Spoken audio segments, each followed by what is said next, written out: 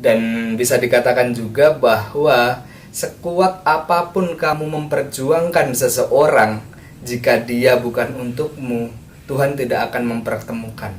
Dan sejauh apapun kamu pergi, jika dia memang untukmu, Tuhan akan tetap mempertemukan.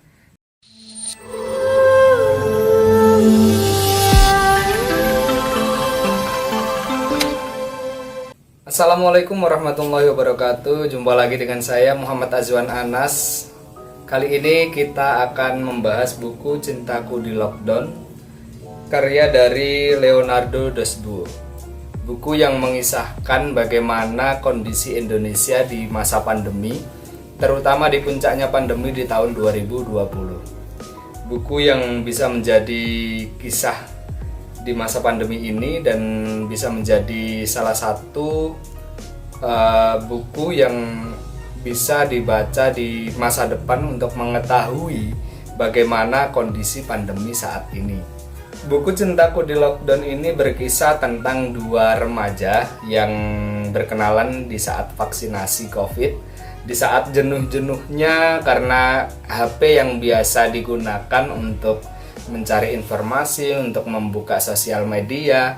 Kedua remaja ini sedang kehabisan baterai. Jadi di saat yang lain sibuk dengan sosial media, di saat yang lainnya sibuk dengan gadget masing-masing, kedua remaja ini pada akhirnya dipertemukan dan juga ngobrol terkait dengan hal-hal apa saja yang bisa diobrolkan pada waktu itu. Dan kedua remaja ini merasa obrolannya, perbincangannya ini nyambung dan membuat keduanya nyaman untuk saling bertukar pikiran, bertukar film yang sudah ditonton, series yang sudah ditonton, bahkan buku-buku yang sudah pernah dibacanya. Dan dari situlah kemudian Duta, dalam salah satu tokoh utama yang dituliskan dalam buku ini, mencoba untuk memberanikan diri meminta nomor WA kepada seorang perempuan misterius yang ditemuinya. Dan Duta pun pada akhirnya dikasih nomor oleh perempuan tadi, meskipun pada akhirnya Duta mengalami kesialan karena di saat pulang dari vaksinasi, Duta ketika naik Gojek, Duta harus kehujanan. Kertas vaksin yang tadinya sudah dituliskan oleh si perempuan misterius tadi, yang nanti akan saya sebutkan namanya di akhir cerita, Duta kehilangan nomor telepon ataupun nomor WA dari si perempuan misterius tadi yang ditemuinya ketika vaksinasi COVID. Dan ketika kehilangan, Duta ini bingung dan mencoba berbagai cara memperjuangkan bagaimana kemudian dia bisa menghubungi dari perempuan misterius tadi. Inilah yang kemudian disebutkan dalam novel Cintaku di Lockdown ini sebagai perjuangan cinta. Karena memang sejatinya cinta itu butuh untuk diperjuangkan. Dan disitulah Duta mencoba berpikir berkali-kali, mencoba untuk menemukan jalan keluar, menghubungi temannya untuk ikut membantu mencari siapa pemilik nomor WA ataupun siapa nama asli dari perempuan misterius tadi. Duta kemudian mencoba untuk menjadi detektif, mencoba untuk kemudian memperjuangkan sebisa mungkin meminta bantuan adiknya Maya, dan pada akhirnya dia mendapatkan beberapa nama yang ada dalam daftar vaksinasi COVID dengan berbagai cara, dengan berbagai perjuangan yang cukup baik, perjuangan yang cukup menegangkan, perjuangan yang saya kira sangat menantang bagi Duta dengan merelakan harga dirinya dengan membuat video TikTok yang diminta oleh adiknya untuk ulang tahun dari teman adiknya. Pada akhirnya Duta harus merelakan menukar video konten TikTok untuk diupload oleh salah satu teman dari Maya. Dan dia juga sebenarnya tidak suka dengan adanya sosial media, bahkan dia telah menghapus ataupun menitipkan Instagramnya kepada adiknya ataupun kepada ibunya. Duta kemudian mengingat kembali saat dia bertemu dan berbincang dengan perempuan misterius itu. Dia bernama Ica, dan dia mencoba mencari tahu siapa nama asli dari Ica. Dan karena di dalam kertas yang sudah basah dan sudah tidak bisa ditemukan, hanya ketemu 2 huruf. Salah satu hurufnya adalah S. Dan di situ Duta mencoba untuk mencari tahu segala hal terkait dengan siapa Ica, siapa nama lengkap Ica. Dan memang Cinta membutuhkan perjuangan yang lebih untuk bisa mendapatkannya. Duta mencoba untuk sebisa mungkin menemukan Ica yang sudah membuat dirinya jatuh cinta dengan pandangan pertama, karena dia baru menemukan perempuan yang bisa diajak bicara seasik itu, dan dia belum menemukan hal itu di perempuan yang lain. Dan ini adalah satu-satunya perempuan yang memang bisa diajak bicara dengan nyaman, nyambung oleh Duta. Dan pada akhirnya Duta membuat satu keputusan untuk mencari nama Ica di daftar vaksinasi yang sudah dilakukannya. Pada akhirnya Duta bisa menemukan beberapa nama, dan Duta mencoba beberapa hal untuk bisa mendapatkan Ica yang sebenarnya. Mulai dari WA beberapa nama yang sudah diseleksi, kemudian mengirimkan mie yang menjadi makanan favoritnya Ica, ataupun mie yang kemudian bisa menjadi salah satu daya ingatnya untuk mengenali siapa Ica yang sebenarnya. Dan selengkapnya nanti teman-teman bisa membaca di buku Cintaku di Lockdown ini. Jadi saya tidak mungkin menceritakan semuanya karena nanti teman-teman juga bisa menikmatinya sendiri dari buku Cintaku di Lockdown. Kita lanjut lagi. Pada akhirnya Duta kemudian sedikit menyerah. Hingga pada akhirnya Duta kemudian dinasihati oleh ibunya bagaimana kemudian ayah dari Duta ini memperjuangkan ibunya dulu. Dan memang dari situlah, dari nasihat ibunya, kemudian Duta memiliki semangat lagi untuk mencari cinta sejatinya, yaitu Ica. Dan ketika Duta menemui kekecewaannya kembali, pada akhirnya sahabatnya pun mulai mengejek Duta dan mulai mengatakan bahwa Ica bukanlah jodohnya. Bisa dikatakan juga bahwasanya Jonas mengatakan, cintamu di lockdown bro, dia bukan jodoh lu. Dan bisa dikatakan juga bahwa sekuat apapun kamu memperjuangkan seseorang, jika dia bukan untukmu, Tuhan tidak akan mempertemukan.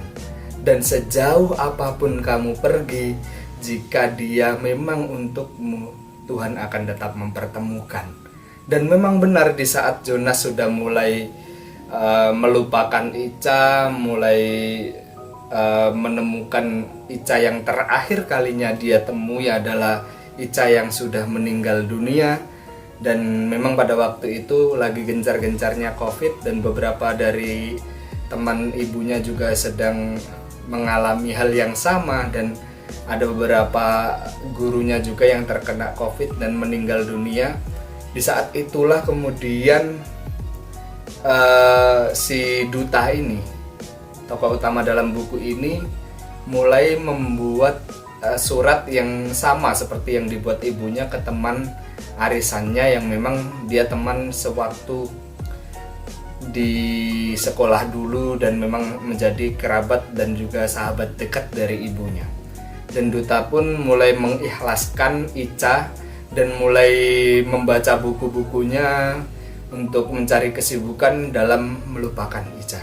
Ini adalah scene yang terberat bagiku membaca buku ini, karena memang menemui kegagalan dalam percintaan ini memang bukan sedikit, memang sangat menyakitkan. Dan apalagi di sini Duta mencoba untuk menemukan dan menemui orang yang paling disayangnya sudah meninggal 2 hari yang lalu. Artinya Duta memang tidak bisa menemui orang yang paling disayangnya, dan bahkan terlambat untuk mengatakan yang terakhir kalinya bahwasanya Duta ini sayang pada Ica.